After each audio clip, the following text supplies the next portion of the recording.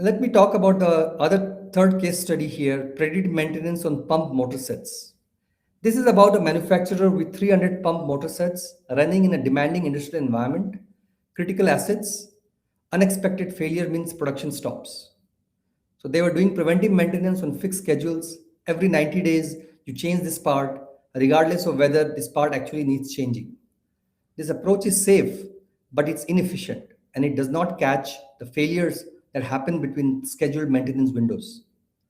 So, what we did was we retrofitted wireless vibration sensors on the pump motor sets. The sensors stream data to an edge gateway where frequency analysis runs on the raw vibration signal to identify patterns that indicate early stage failure.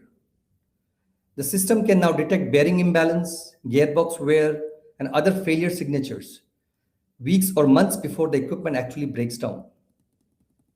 So, what happens? Maintenance teams get an alert, they schedule the repair at a convenient time, they are ready with the right parts. The shift from basically reactive to predictive is not just about saving money on repairs, but it's about keeping the line running when it matters most.